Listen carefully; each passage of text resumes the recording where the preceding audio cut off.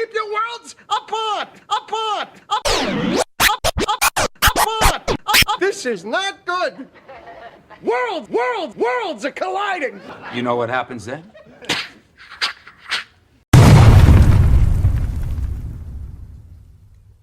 Welcome to another incursion here at Secret Pods. It's your boy Dennis, aka Old Dirty Dennis. I know that honestly, this episode I feel like I'm going to be like the old man yelling at the clouds. I can't help it though. It's just how I feel, you know. But again, at the same time, you know, I can't knock it because things do move forward, right? So we're talking sneakers. Honest, I remember, you know, like the Grand Hills. I remember little penny commercials. I remember what it felt like putting on UJs for the first time on the first day of school. Scotty Pippen Air tempos, you know what I'm saying? Jason Kidds, the Paytons, you know, with the zip up that felt like like a glove, like Gary Payton the glove, you know what I mean? The Camp Kamikazes, the Shaq Gnosis, the Rodmans, CB94s, I am not a role model with Barkley, you know what I'm saying? Posting up on Godzilla in the paint. The Answers, AI crossing Mike, and then putting in the commercial. I remember the commercials. You know what I mean, I remember eBay catalogs. No, you know, passing it around, trying to find out what the next joint that's dropping, like what colorway you getting. You know what I'm saying? I remember all of that. I remember it just sneaker culture. Like, I remember it went from magazines to blogs to message boards to discords. You know what I'm saying? And honestly, it's okay. But back then, life was good. You know, it just felt fair. But that's the thing, right? Back in the days is back in the days. And, you know, when it comes to humans, it's not always about being fair. You know, supply and demand trumps all. Capitalism always wins. You know, Boo said it with cream. And that's just the way of the world, right? You know, we went from walking in the stores to buy sneakers to waiting in line to waking up early than everyone else to wait in line to fighting in line to going online to crashing websites to waiting in online queues to joining raffles to wait in online queues to purchasing bots to wait in multiple lines to get into spots in online queues to cleaning out site inventories to resell those shoes just because you took a majority of the spots in the online queues. And now people have to purchase it from you at a marked up price. Crazy, right? Look, I've waited in lines at 8 a.m. I've woken up at 7 to get links and credit cards for online orders. I've done raffles. I've been to conventions. I vividly remember like the rise in like phone posits. Like you saw what them Galaxy phones did, you know what I mean? But now what do? Right? Is it like a when in Rome type situation? Do you join in and buy bots too? Like, do you just close your eyes and hope for the golden ticket sneaker app, like prize winner, like you're like one of the chosen few? Do you pay the extra, you know, like 150 or whatever just to get the sneakers from StockX or like Flight Club? Or do you just move on? You know? And I feel like every former hardcore, now casual sneaker lover eventually reaches that point. Is the effort worth the reward? I don't know. I can't speak for everyone. It's maybe why I don't really chase sneakers like that anymore. You know, don't get me wrong. I still love sneakers. I just hate everything else that comes with it. You know, I mean, I still have a lot of heat. Don't get it twisted.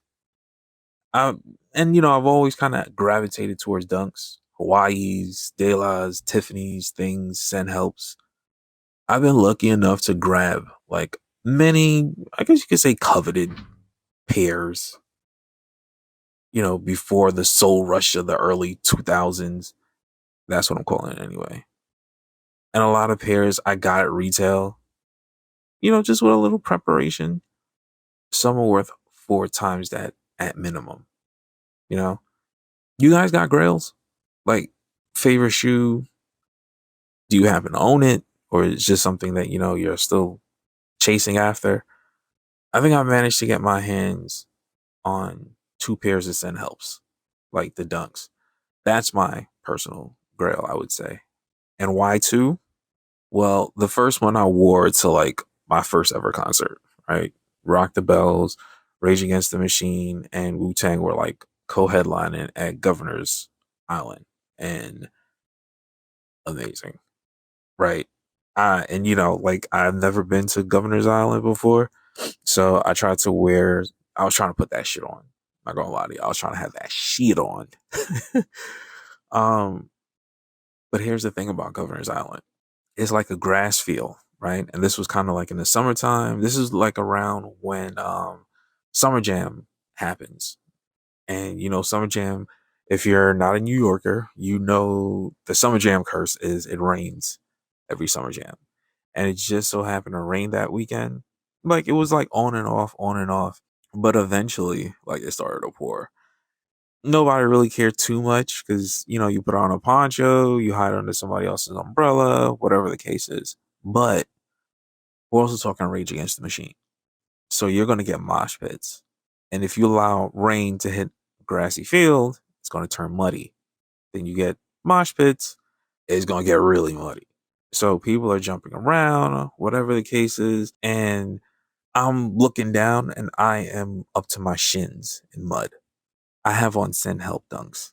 That material is not meant for mud. You can't even wash that shit out. So while I had a, a great time, a blast, it hurt my heart looking down at my feet, knowing how much I went, like the trouble I went into getting those sneakers. And it took me forever to find another pair.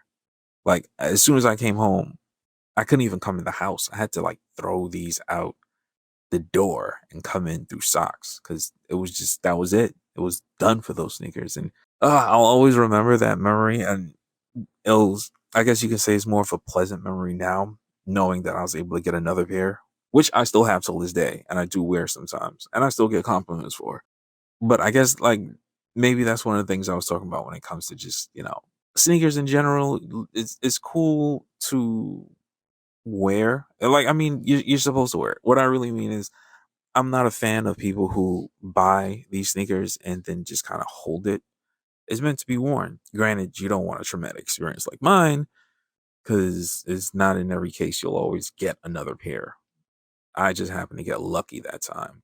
Yeah, so let me see. Last two sneakers I bought, pure luck. It happened to be the Gundam SBs. Those are coveted for me. And if you know me, huge Gundam fan.